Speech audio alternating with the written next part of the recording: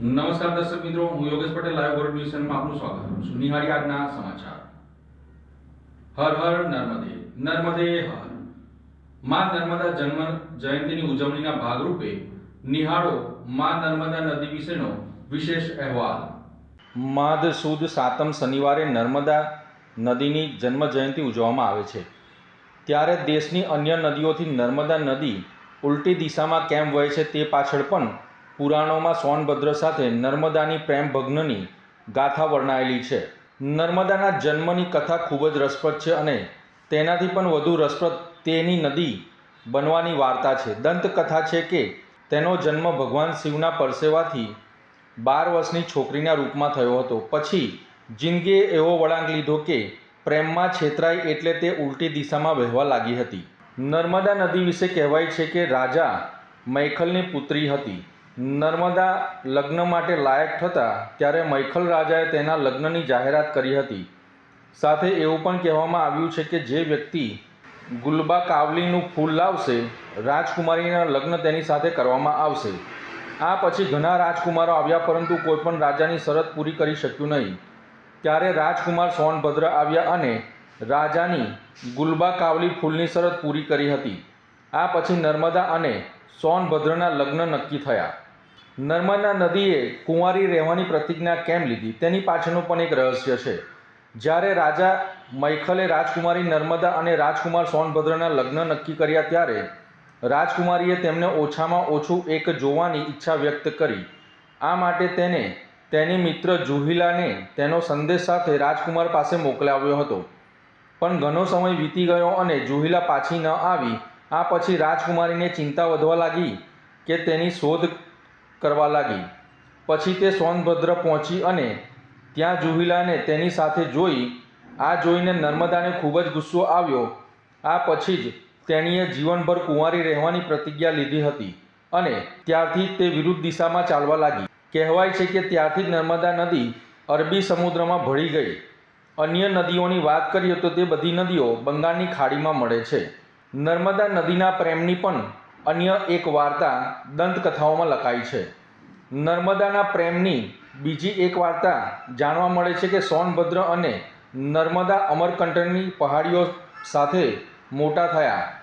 કિશોર અવસ્થામાં બંને વચ્ચે પ્રેમનું બીજ ખીલ્યું. ત્યારબાદ સોનભદ્રના જીવનમાં જુહિલા આવી અને બંને એકબીજાને પ્રેમ કરવા લાગ્યા. જ્યારે નર્મદા નદીને આ વાતની ખબર પડી ત્યારે તેને સોનભદ્રને ખૂબ જ સમજાવ્યો પણ તે રાજી ન થયો. અંતે નર્મદા ગુસ્સે થઈ અને વિરુદ્ધ દિશામાં ચાલવા લાગી અને જીવનભર કુંવારી રહેવાની પ્રતિજ્ઞા લીધી હતી.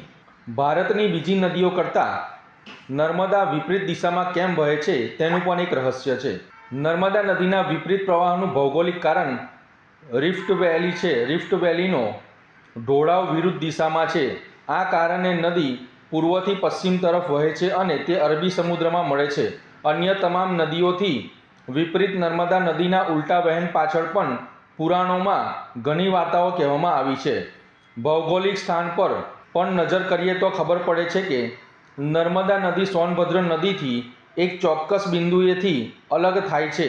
આજે પણ આ નદી અન્ય નદીઓની દિશાની વિરુદ્ધમાં વધે છે. આજે પણ આ નદી અન્ય નદીઓથી વિરુદ્ધ દિશામાં વહે છે, જે કોઈ આશ્ચર્યથી ઓછું નથી. નર્મદા નદી તેના મૂળથી 1312 કિલોમીટર સુધી પશ્ચિમ તરફ આગળ વધે છે અને ખંભાતના અખાત અરબી સમુદ્રને મળે છે. અન્ય નદીઓ બંગાળની ખાડીમાં ભળે છે. સમુદ્રમાં જોડાતા પહેલાં નર્મદા નદી 1312 કિલોમીટર લાંબા માર્ગે મધ્યપ્રદેશ, ગુજરાત અને મહારાષ્ટ્રના પ્રદેશમાંથી 95,726 ચોરસ કિલોમીટરનું પાણીનું વહન કરે છે. તેની ઉપનદીઓ 41 છે, જેમાં 22 નદીઓ ડાબા કિનારે અને જ્યારે 19 નદીઓ જમણા કિનારે મળે છે. તો આ હતી નર્મદા નદીની વિશેષ ભૌગોલિક અને પૌરાણિક દંતકથાઓ. શું અંકલેશ્વરમાં જતીન નામના ભંગારિયાના પાપના ભોગે અન્ય ભંગારિયાઓ પણ તંત્રનો ભોગ બનશે? અંકલેશ્વરમાં જતીન નામના ભંગારિયા દ્વારા પ્રદૂષણ ફેલાવવાનો વેપલો ચલાવવામાં આવી રહ્યો છે. જતીન નામનો ભંગારિયો ભરૂચ જિલ્લાની અલગ અલગ જીઆઈડીસીમાં આવેલી કંપનીઓમાંથી હેઝાર્ડ વેસ્ટ કેમિકલયુક્ત બેરલો અને કેમિકલયુક્ત પ્લાસ્ટિક કચરો લાવીને તેનો નિકાલ કરવાનું કૌભાંડ ચલાવી રહ્યો છે. આ જતીન નામનો ભંગારીયો દહેજ વિલાયત સાયખા તેમજ અંકલેશ્વર ઝઘડિયા અને પાનોલી જીઆઈડીસીમાં આવેલી ખ્યાતનામ કંપનીઓમાંથી કેમિકલયુક્ત બેરલો તેમજ કેમિકલયુક્ત પ્લાસ્ટિક કચરો લાવીને તેનો નિકાલ કરવા માટે અન્ય ભંગારિયાઓને પણ આ કચરો આપી રહ્યો હોવાનું સૂત્રો દ્વારા જાણવા મળી રહ્યું છે. જતીન નામનો ભંગારીયો અગાઉ પણ દહેજની એક ખ્યાતનામ કંપનીમાંથી કેમિકલયુક્ત કચરો લાવીને બિહારી નામના ભંગારિયાને તેનો નિકાલ કરવા માટે આપ્યો હતો અને તે સમય દરમિયાન તેનો નિકાલ કરવા જતાં કેમિકલયુક્ત કચરો સળગાવવામાં આવ્યો હતો અને જોતામાં આ કેમિકલયુક્ત કચરાએ વિકરાળ સ્વરૂપ ધારણ કરી લેતા અન્ય ગોડાઉનો પણ આ આગની ઝપેટમાં આવી ગયા હતા. આ સમગ્ર કેમિકલયુક્ત કચરાના નિકાલ પાછળનો માસ્ટરમાઇન્ડ જતીન નામનો ભંગારીયો હોવાનું સૂત્રો દ્વારા જાણવા મળી રહ્યું છે. જતીન નામનો ભંગારીયો અને પાર્ટનરશિપ કરીને ભરૂચ જિલ્લાની કંપનીઓમાંથી અને જિલ્લા બહારની કંપનીઓમાંથી ગેરકાયદેસર રીતે પિગમેન્ટનું મટીરિયલ પણ લાવી તેનો ગેરકાયદેસર વેચાણ કરીને વેપલો ચલાવતો હોવાનું પણ જાણવા મળી રહ્યું છે. આ ભંગારિયા ઉપર એક નેતાનો હાથ હોય તેવું લોકોને લાગી રહ્યું છે, જેનાથી આ ભંગારીઓ બેફામ બની પ્રદૂષણ ફેલાવવાનું કામ કરી રહ્યો છે. આવા ભંગારિયાઓ ઉપર મામલતદાર તેમજ જીપીસીબી અને ગ્રામ પંચાયત દ્વારા ટૂંક જ સમયમાં ગેરકાયદેસર રીતે બનાવેલા ગોડાઉન અને પ્રદૂષણ ફેલાવતા ભંગારિયાઓ ઉપર કડકમાં કડક કાર્યવાહી કરવા માટે વિચારણા કરવામાં આવી રહી છે. જતીન નામના ભંગારિયાના કારણે માર્કેટના અન્ય ભંગારિયાઓએ પણ તેનું પાપનું ભોગ બનવું પડશે તેવું સ્પષ્ટ દેખાઈ રહ્યું છે. આવા ભંગારિયાઓને ગોડાઉન ભાડે આપતા પહેલાં ગોડાઉન માલિકોએ 100 વાર વિચાર કરવો જરૂરી છે. સૂત્રો દ્વારા મળતી માહિતી મુજબ આવનાર ટૂંક સમયમાં ફરીથી સરકારી તંત્રનું બુલડોઝર ફરશે તેવું જાણવા મળી રહ્યું છે. ભરૂચ જિલ્લા વહીવટી તંત્ર દ્વારા 16મા રાષ્ટ્રીય મતદાતા દિવસની ઉજવણી કરવામાં આવી હતી. ભરૂચ જિલ્લામાં આજે 16મો રાષ્ટ્રીય મતદાતા દિવસ ઉજવવામાં આવ્યો હતો. જિલ્લા વહીવટી તંત્ર દ્વારા આયોજિત કાર્યક્રમમાં મતદાન અંગે જાગૃતિ ફેલાવવાનો હેતુ રાખવામાં આવ્યો હતો. કાર્યક્રમ દરમિયાન SIR અંતર્ગત ઉત્કૃષ્ટ કામગીરી કરનાર અધિકારીઓ અને કર્મચારીઓનું સન્માન કરવામાં આવ્યું હતું. આ પ્રસંગે જિલ્લા કલેક્ટર ગૌરાંગ મકવાણા સહિત જિલ્લાના વિવિધ વિભાગોના અધિકારીઓ અને કર્મચારીઓ ઉપસ્થિત રહ્યા હતા. આ સાથે ઉપસ્થિત તમામને મતદાન અંગે શપથ લેવડાવવામાં આવ્યા હતા, જેમાં લોકશાહી પ્રક્રિયામાં સક્રિય ભાગ લેવાની અને અન્ય નાગરિકોને પણ મતદાન માટે પ્રોત્સાહિત કરવાની પ્રતિજ્ઞા લેવાઈ હતી. રાષ્ટ્રીય મતદાતા દિવસ નિમિત્તે યોજાયેલ આ કાર્યક્રમ દ્વારા મતદાનનું મહત્ત્વ અને લોકશાહીમાં નાગરિકની જવાબદારી અંગે મહત્ત્વનો સંદેશ આપવામાં આવ્યો હતો. આજે સમગ્ર ભારતમાં રાષ્ટ્રીય મતદાતા દિવસની ઉજવણી થઈ રહી છે. આપણો 16મો રાષ્ટ્રીય મતદાતા દિવસ છે. ભારતના ચૂંટણી પંચની સ્થાપના જ્યારે થઈ 25મી જાન્યુઆરી 1950ના રોજ, એની યાદમાં આજે આપણે રાષ્ટ્રીય મતદાતા દિવસ ઉજવીએ છીએ. આજે ભરૂચ જિલ્લામાં પણ ખૂબ સુંદર આયોજન કરી અને રાષ્ટ્રીય મતદાતા દિવસની ઉજવણી કરવામાં આવી. આ પ્રસંગે જે પણ અધિકારીશ્રીઓએ, કર્મચારીશ્રીઓએ, ખાસ કરીને BLO Shri, BLO supervisor Shri, એની ઉપર AERO શ્રીઓ, ERO શ્રીઓ, જેમણે પણ ઉત્કૃષ્ટ કામગીરી કરી, એ તમામને સન્માનિત કરવામાં આવ્યા છે. અને લોકશાહીની પ્રક્રિયાને સુદૃઢ બનાવવા માટે એમનું જે યોગદાન રહ્યું છે, એમની જે મહેનત રહી છે, અને SIR જેવી પ્રક્રિયામાં પણ એમણે જે મહેનત કરી છે, એના ભાગરૂપે એમનું સન્માન કરી એમને બિરદાવવામાં આવ્યા છે. આવનારા દિવસોમાં નીચેની સમગ્ર ટીમ એક ટીમ ભરૂચ તરીકે કામ કરી અને લોકશાહીને વધુ સુદૃઢ કરવામાં સક્સેસફુલ થાય એવી શુભકામનાઓ સાથે વિરમું છું. ધન્યવાદ. દેશના 77મા પ્રજાસત્તાક પર્વની ભરૂચ શહેરની વિવિધ સરકારી ઇમારતોને લાઇટિંગ દ્વારા સજાવટ કરવામાં આવી હતી. ભરૂચ શહેરના દશાશ્વ પ્રજાસત્તાક પર્વની ઉજવણી નિમિત્તે ભરૂચ શહેરને દુલ્હનની જેમ સજાવવામાં આવ્યું હતું. શહેરની સરકારી ઇમારતો અને જાહેર સ્થળો પર ભવ્ય અને અદ્ભુત લાઇટિંગ કરવામાં આવતા સમગ્ર શહેર રોશનીથી ઝગમગી ઉઠ્યું હતું.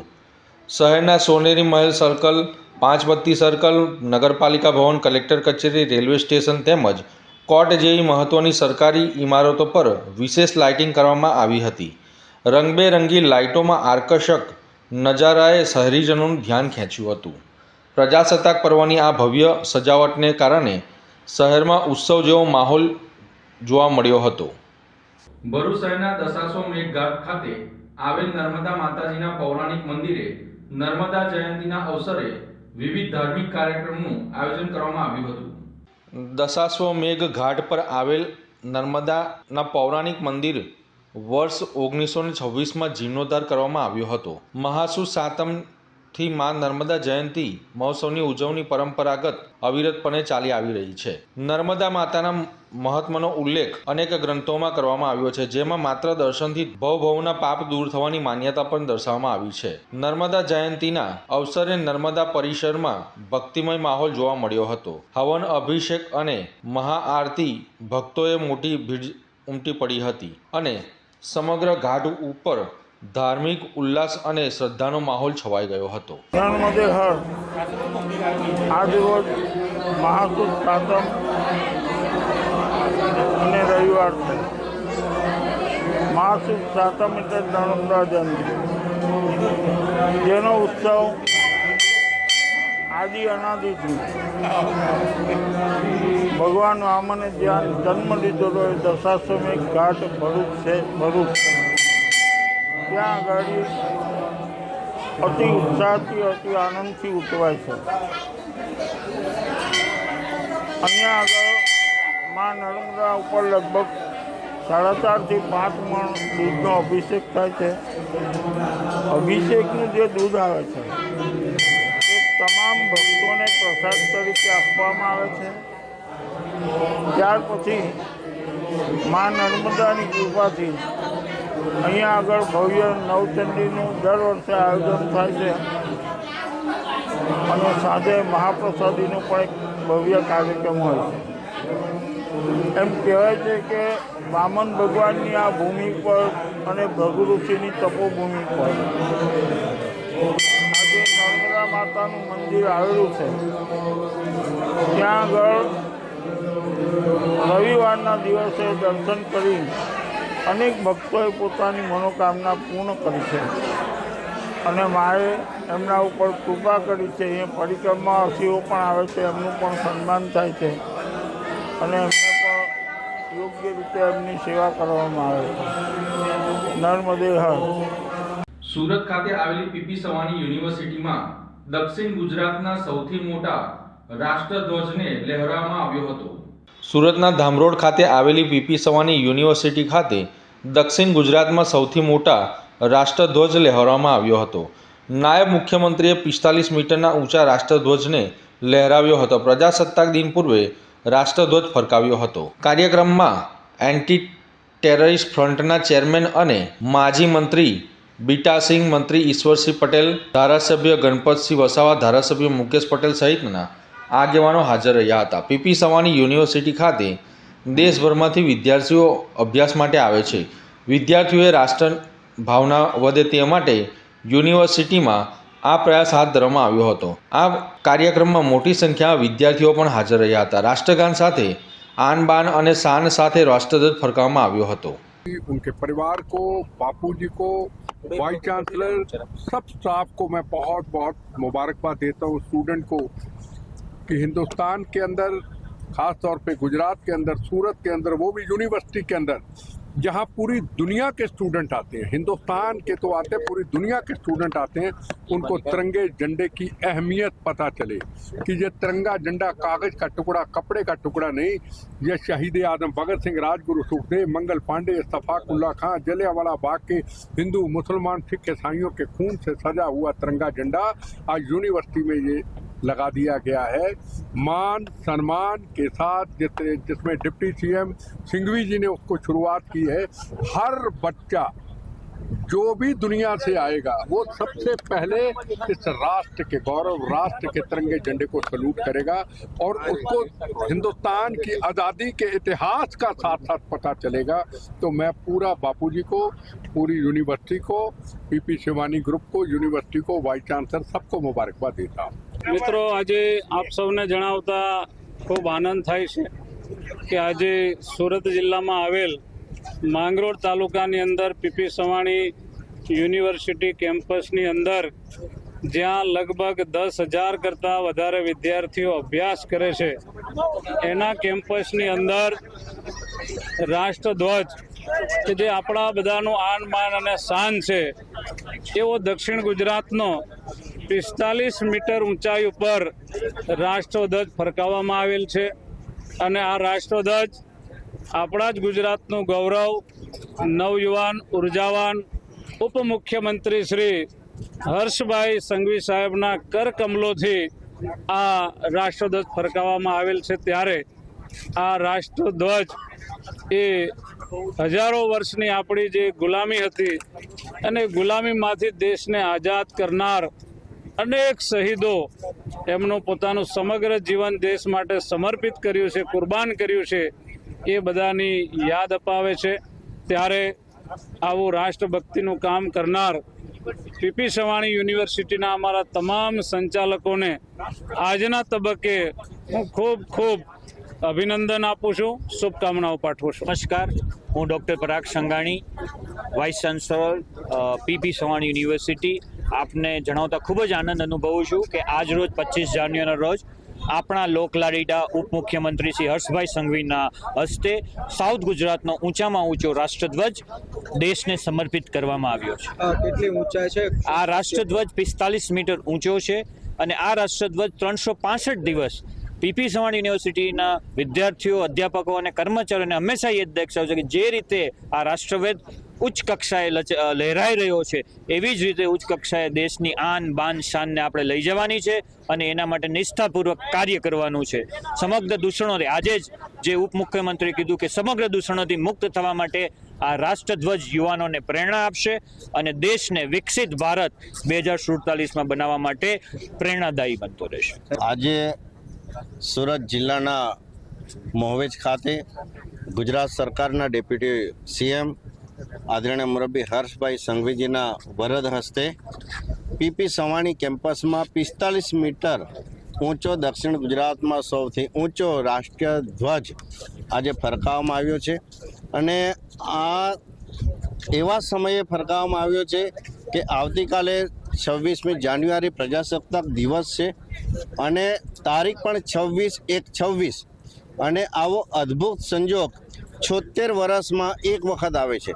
ત્યારે આવા અદ્ભુત સંજોગવાળા પ્રજાસત્તાક દિવસના આગલા દિવસે અહીંયા આ રીતે જે પીપી સવાણી યુનિવર્સિટીએ જે આખા રાષ્ટ્રને પ્રેરણા આપતો જે ઊંચામાં ઊંચો રાષ્ટ્રધ્વજ ફરકાવીને એક રાષ્ટ્રભાવના કેળવવાનું કામ વિદ્યાર્થીઓમાં, અને આ યુનિવર્સિટીમાં 10,000 કરતાં વધારે અને સમગ્ર દેશમાંથી અહીંયા વિદ્યાર્થીઓ અભ્યાસ કરી રહ્યા છે, ત્યારે એમને પણ આ પ્રેરણારૂપ બની રહેશે અને આવા નેક કાર્ય માટે, રાષ્ટ્રહિતના કાર્ય માટે જે પીપી સવાણી યુનિવર્સિટીએ જે કદમ ઉઠાવ્યું, ત્યારે સમગ્ર યુનિવર્સિટીના મેનેજમેન્ટને અભિનંદન આપું છું અને આ કાર્યક્રમમાં સામેલ હોવા માટે હું પણ પોતે ગૌરવ લઉં છું। સુરતના તરસાડી ખાતે કલા મંદિર જ્વેલર્સ દ્વારા લાડકી દીકરીના સમૂહ લગ્નનું આયોજન કરવામાં આવ્યું હતું।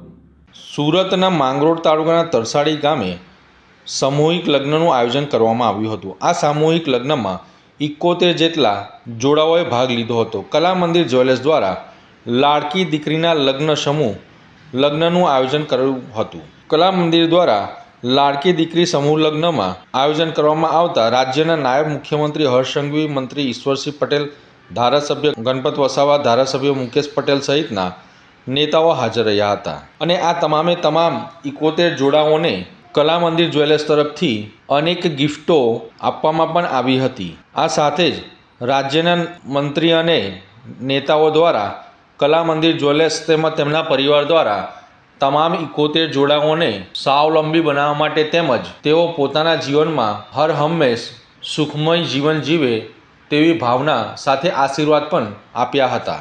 તો આ હતા આજના સમાચાર। નવી ઘટનાઓ સાથે ફરી મળીશું, ત્યાં સુધી રજા આપશો। નમસ્કાર।